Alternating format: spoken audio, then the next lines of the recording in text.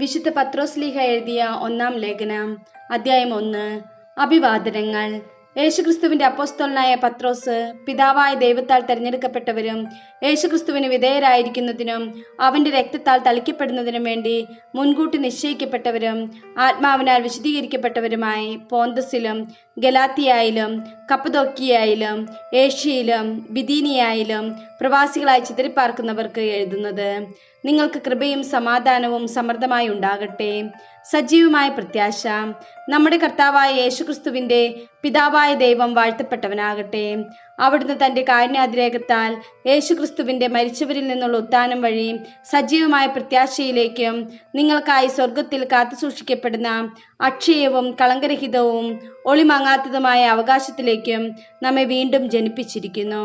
അവസാന കാലത്ത് വെളിപ്പെടുത്താനായി തയ്യാറാക്കിയിരിക്കുന്ന രക്ഷയ്ക്ക് വേണ്ടി ദൈവശക്തിയാൽ വിശ്വാസം വഴി നിങ്ങൾ കാത്തുസൂക്ഷിക്കപ്പെടുന്നു. അല്പകാലത്തേക്ക് വിവിധ പരീക്ഷകൾ നിമിത്തം നിങ്ങൾക്ക് വ്യസനിക്കേണ്ടി വന്നാലും അതിൽ ആനന്ദിക്കുവേൻ. കാരണം അഗ്നിശോധനയെ അതിജീവിക്കുന്ന നശ്വരമായ സ്വർണത്തേക്കാൾ വിലയേറിയതായിരിക്കും പരീക്ഷകളെ അതിജീവിക്കുന്ന നിങ്ങളുടെ വിശ്വാസം. അത് യേശുക്രിസ്തുവിന്റെ പ്രത്യാഗമനത്തിൽ സ്തുതിക്കും മഹത്വത്തിനും ബഹുമാനത്തിനും ഹേതുവായിരിക്കും. അവനെ നിങ്ങൾ കണ്ടിട്ടില്ലെങ്കിലും സ്നേഹിക്കുന്നു, ഇപ്പോൾ കാണുന്നില്ലെങ്കിലും അവനിൽ വിശ്വസിച്ചുകൊണ്ട് അവാച്യവും മഹത്വപൂർണവുമായ സന്തോഷത്തിൽ നിങ്ങൾ മുഴുകുന്നു. അങ്ങനെ വിശ്വാസത്തിന്റെ ഫലമായി ആത്മാവിന്റെ രക്ഷ നിങ്ങൾ പ്രാപിക്കുകയും ചെയ്യുന്നു. നിങ്ങൾക്ക് ലഭിക്കാനിരിക്കുന്ന കൃപയെപ്പറ്റി മുൻകൂട്ടി അറിയിച്ച പ്രവാചകന്മാർ ഈ രക്ഷയെക്കുറിച്ച് ആരായുകയും അന്വേഷിക്കുകയും ചെയ്തു. ക്രിസ്തു സഹിക്കേണ്ടിയിരുന്ന പീഡകളെക്കുറിച്ചും അനന്തര മഹത്വത്തെക്കുറിച്ചും അവരിലുണ്ടായിരുന്ന ക്രിസ്തുവിന്റെ ആത്മാവ് മുൻകൂട്ടി പ്രവചിച്ചു. അവരാകട്ടെ അത് എപ്പോഴെന്നും എങ്ങനെയെന്നും ആരായുകയും ചെയ്തു. അവർ തങ്ങളെ തന്നെയല്ല നിങ്ങളെയാണ് ശുശ്രൂഷിക്കുന്നതെന്ന് അവർക്ക് വെളിപ്പെട്ടിരുന്നു. സ്വർഗത്തിൽ നിന്ന് അയക്കപ്പെട്ട പരിശുദ്ധാത്മാവ് വഴി സുവിശേഷ പ്രസംഗകർ ഇക്കാര്യങ്ങൾ നിങ്ങളെ അറിയിച്ചിട്ടുണ്ടല്ലോ. ഇവയിലേക്ക് എത്തി നോക്കാൻ ദൈവദൂതന്മാർ പോലും കൊതിക്കുന്നു.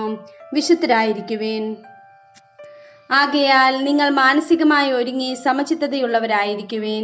യേശുക്രിസ്തുവിന്റെ പ്രത്യാഗമനത്തിൽ നിങ്ങൾക്ക് ലഭിക്കാനിരിക്കുന്ന കൃപയിൽ പ്രത്യാശ അർപ്പിക്കുകയും ചെയ്യുവേൻ. മുൻകാലത്ത് നിങ്ങൾക്കുണ്ടായിരുന്ന അജ്ഞതയുടെ വ്യാമോഹങ്ങൾക്ക് അനുസരണയുള്ള മക്കളെന്ന നിലയിൽ നിങ്ങൾ വിധേയരാകാതിരിക്കുവേൻ. മറിച്ച് നിങ്ങളെ വിളിച്ചവൻ പരിശുദ്ധനായിരിക്കുന്നത് പോലെ എല്ലാ പ്രവൃത്തികളിലും നിങ്ങളും പരിശുദ്ധരായിരിക്കുവേൻ. ഇങ്ങനെ എഴുതപ്പെട്ടിരിക്കുന്നു: ഞാൻ പരിശുദ്ധനായിരിക്കുന്നത് കൊണ്ട് നിങ്ങളും പരിശുദ്ധരായിരിക്കുവേൻ. ഓരോരുത്തരെയും പ്രവൃത്തികൾക്കനുസരിച്ച് നിഷ്പക്ഷമായി വിധിക്കുന്നവനെയാണ് നിങ്ങൾ പിതാവെന്ന് വിളിക്കുന്നതെങ്കിൽ നിങ്ങളുടെ ഈ പ്രവാസകാലത്ത് ഭയത്തോടെ ജീവിക്കുവേൻ. പിതാക്കന്മാരിൽ നിന്ന് നിങ്ങൾക്ക് ലഭിച്ച വ്യർത്ഥമായ ജീവിത രീതിയിൽ നിന്ന് നിങ്ങൾ വീണ്ടെടുക്കപ്പെട്ടത് നശ്വരമായ വെള്ളിയോ സ്വർണമോ കൊണ്ടല്ല എന്ന് നിങ്ങൾ അറിയുന്നുവല്ലോ. കറയോ കളങ്കമോ ഇല്ലാത്ത കുഞ്ഞാടിൻ്റേതുപോലുള്ള ക്രിസ്തുവിന്റെ അമൂല്യ രക്തം കൊണ്ടത്രേ. അവനാകട്ടെ ലോകസ്ഥാപനത്തിന് മുൻപ് തന്നെ നിയോഗിക്കപ്പെട്ടിരുന്നവനും ഈ അവസാന കാലത്ത് നിങ്ങൾക്കായി വെളിപ്പെടുത്തപ്പെട്ടവനുമാണ്. അവനെ മരിച്ചവരിൽ നിന്ന് ഉയർപ്പിക്കുകയും മഹത്വപ്പെടുത്തുകയും ചെയ്ത ദൈവത്തിൽ അവൻ മൂലം നിങ്ങൾ വിശ്വസിക്കുന്നു. അങ്ങനെ നിങ്ങളുടെ വിശ്വാസവും പ്രത്യാശയും ദൈവത്തിലായിരിക്കുകയും ചെയ്യുന്നു.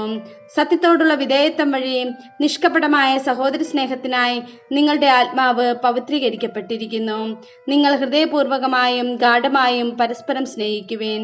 നിങ്ങൾ വീണ്ടും ജനിച്ചിരിക്കുന്നത് നശ്വരമായ ബീജത്തിൽ നിന്നല്ല, അനശ്വരമായ ബീജത്തിൽ നിന്നാണ്, സജീവവും സനാതനവുമായ ദൈവവചനത്തിൽ നിന്ന്.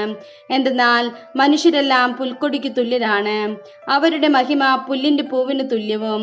പുൽക്കൊടികൾ വാടിക്കരിയുന്നു, പൂക്കൾ കൊഴിഞ്ഞു വീഴുന്നു, എന്നാൽ കർത്താവിന്റെ വചനം നിത്യം നിലനിൽക്കുന്നു. ആ വചനം തന്നെയാണ് നിങ്ങളോട് പ്രസംഗിക്കപ്പെട്ട സുവിശേഷം.